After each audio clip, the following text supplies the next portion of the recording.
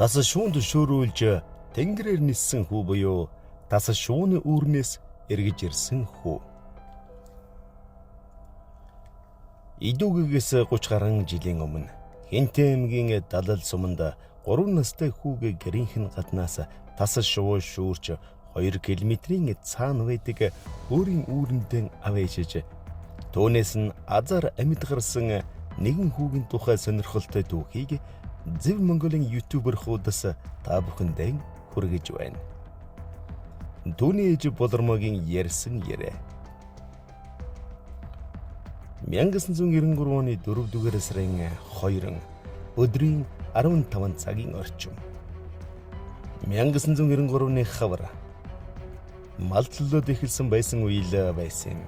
Багхүү гал цогмын 3 настай хөл хилд муухан орсон хүү байлаа. Тэр өдөр бусад өдрийн лэдэл өвгөн хон тоншогшуулж хүү бит хоёр гэртээ үлджээ. Дөнгөж малаасан орж ирээд хоолон хийх гээд галаан түлжвэ. Хүмүүний гэрийнхээ хаалгаар орж гарч наанцаан шулганы явж харагдана.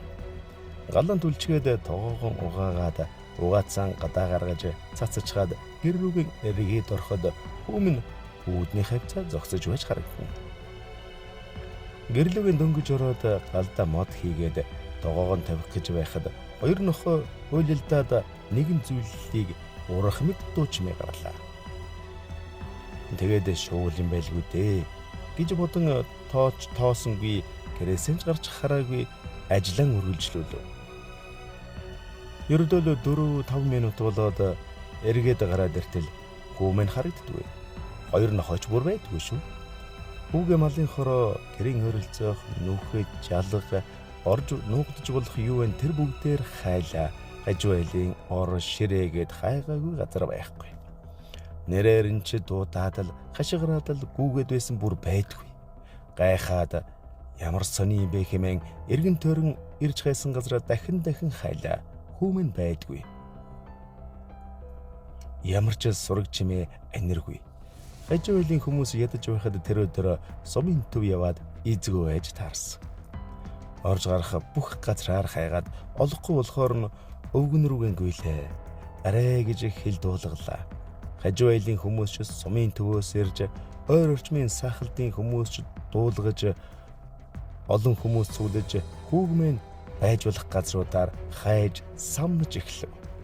Өдөр өчнгөө хайгаад олсонгүй. Хүмэн өдрийн алил 15 цагийн үед л алга болсон шүү дээ. Гэтэл одоо бүр хариу бүрээ тасрах гэж байдаг.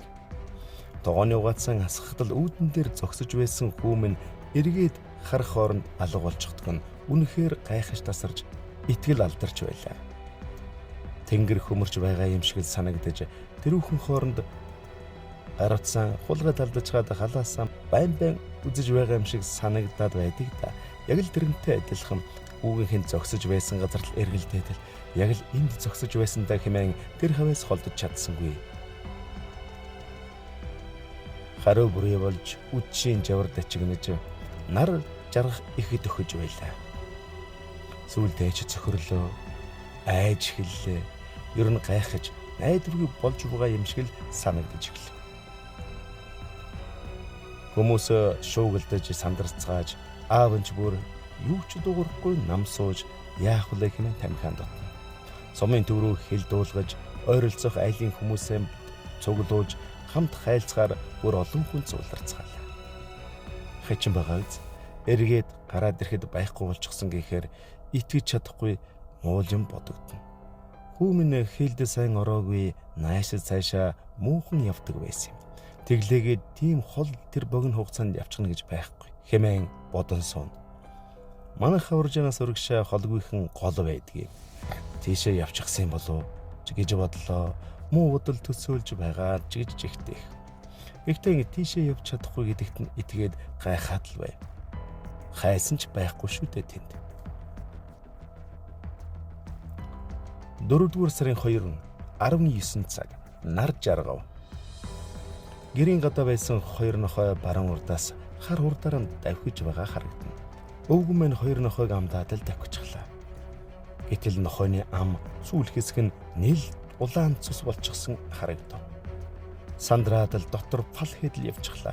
Тэрүүхэн хооронд хүн гэдэг амтэн муу юм боддог юм байна лээ. Хүүг минь юу юугүй тастаад идэж гисэн юм байгаа даа.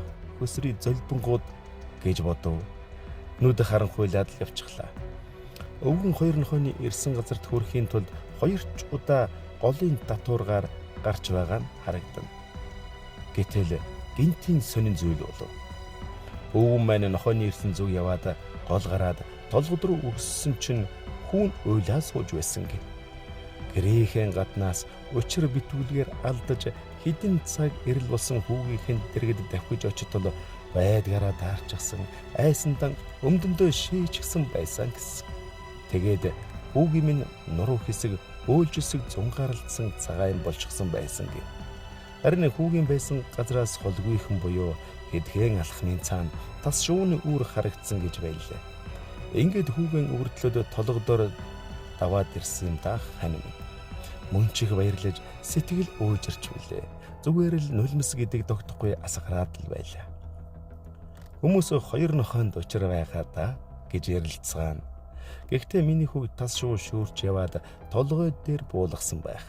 Ингэхдээ нуруур нь бөөлж дээлнийх нь ар хэсгийн хошуугаараа цоолсон байгаа юм. Тэгээд хэлд муухан орсон байсан ч гэсэн өөрийгөө шуу шүүрснийг ярьж үйл хөдлөлөөр үзүүлдэг юм. Тэрнээс хойш хүү минь гэрийн гадуур шүү эргэлтэхээр хар хурдаараа дээлийн хормой дугаар орж орон дуугараа нуугддаг болчихсон. Бас том болооч хонд ганцаараа бүхэл хээр явхаас айдаг болчихсон байсан. Одоо миний хүү чинь 30 гаруй настай хангар сайхан залуу болсон. Шүүхийн байгууллагад ажиллаж нэртэй төртэй албан хашиж яваа. Харин манайх Хинтээ ангийнхаа дадал суманд амьдарч байна да.